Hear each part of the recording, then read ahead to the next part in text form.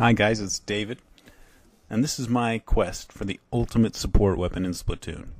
Now, it's important to define what I mean by support. Some think that it's inkers, like the arrow sprays, the end zaps, that are great at covering turf to help, your allies out and, to hinder your enemies. Some think that it's long range, things like the E-leaders that can attack enemies from long range, help provide covering fire for your allies, while pretty much anywhere on the map.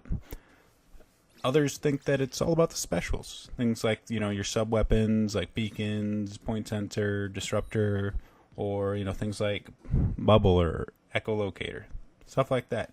And you can make a great case for any of these, but this isn't what exactly I'm talking about when I say support. It's more criteria based on sort of like traditional roles in other video games of a support class. So I want the weapon to be focused on helping allies or annoying enemies, not necessarily splatting. That's why I don't really include the chargers on it, because I feel like their main job is to take out enemies. Another thing, I want it to be backline. Sort of something that can stay, behind the fray and help out allies as, they're fighting in the front lines. The next is, it needs to be easy to use. For me, support classes have always been, a very easy thing to get into and immediately start helping your allies, whether or not you're the best at playing the game. I mean, I'm not saying that they don't take a lot of skill to really master or do well with, but they are just sort of easy to pick up and immediately start helping.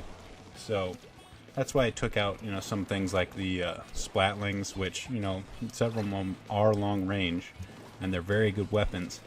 I just feel like, it does take some time to really get down, when to rev your weapon, how to do that. So that it does take some skill. I mean, same with stuff like the Bamboozler. Even things like what was it like? Even like stuff like the Dynamo Roller is kind of hard. But anyway, here's my finalists. The first off are the Sloshers, and I just really love the way these play. Basically, you got long range, you got great coverage, sort of a wide hitbox with it, and unlike other weapons, you have to shoot, and it takes a little while to sort of cover an area. With the Sloshers, I mean, you just throw, and you're almost done, in a big wide area. And that's why I like it, because you can sort of stay in ink, pop out, throw, go back into ink.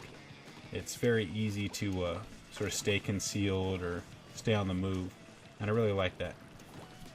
The next is the custom dual squelcher.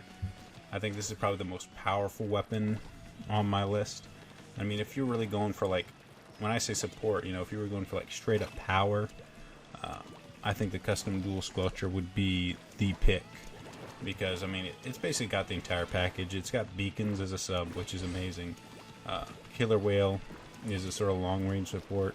Does really well in some modes. It's got long range, fast, fast moving.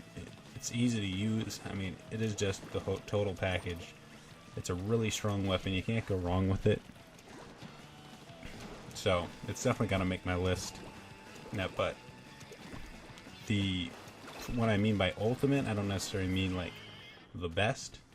I mean it feels the most like a traditional support weapon. You can sort of play the traditional support role with it the best. That's what I mean by ultimate. So not necessarily the most powerful. Though if you're looking for the most powerful, this is probably it.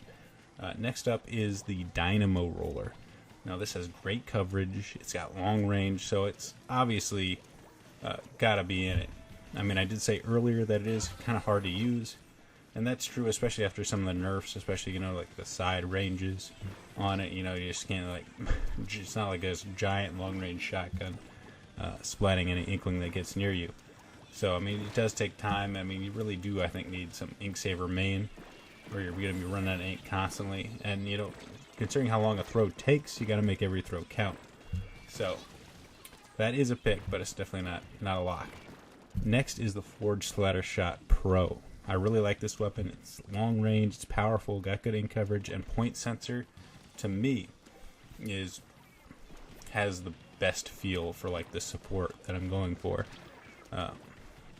While beacons might be the most powerful for supporting your allies, I really love the way point sensor works and how it plays, because basically it reveals the enemy to your allies, which can really prevent, you know, some ambushes, really help them, you know, attack the enemy. And also it has a sort of psychological effect on enemy inklings too. When they have that on them, you know, they don't act the same. They act a lot more defensive. You know, I've been able to like hit some of the point sensor immediately. I see me sort of like back off away, because obviously they know you're there, so they're at the disadvantage.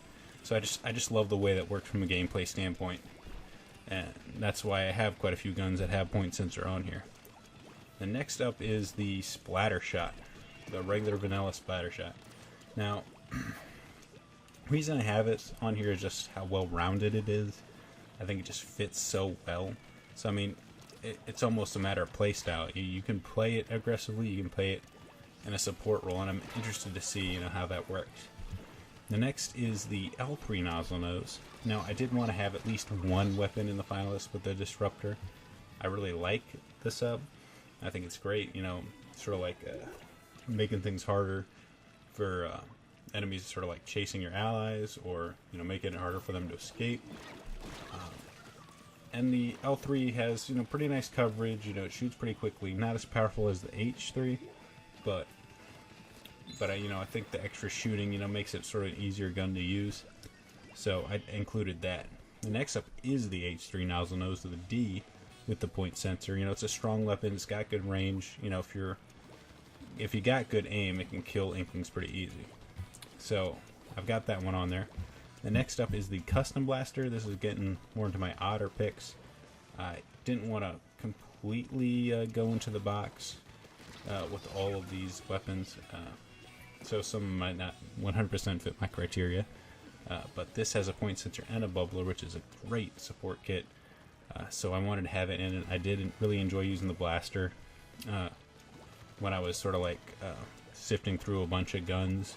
Basically had an entire list of like 30, 40 weapons, and I sort of sifted through the ones I really liked the way they played, you know, just sort of theorizing, and made up a list and decided, and then sort of narrowed it down based on, you know, a few games. I did really like the way the Custom Blaster played. I had fun with it, so I'll enjoy going more into depth with that. The next is the Octo Brush, and this is, again, close range. The reason I got it on here, it's got really good coverage. You know, with the brush function, it does have pretty darn good mobility. Not as fast as a regular ink brush, but this has beacons, so I can kind of see, you know, a way of playing where like you could speed around, set some beacons down, you know, make sure your allies have, you know, a lot of good jump places to go to, and, you know, sort of like cover, you know, maybe perhaps, you know, lay in wait for an ambush and continue to cover more ink. So we'll see how that works. But I'll be going further into depth with more videos. I'll probably do like 2 or 3 weapons per video. I don't want to be too long, and I don't want this one to be, you know, like 30 minutes. So we're going to split that up, and I hope you'll leave your thoughts. Let me know what you think is the ultimate support weapon, and let me know how you like the video, and hopefully I'll see you in my later videos. Thanks, guys. Have a good day.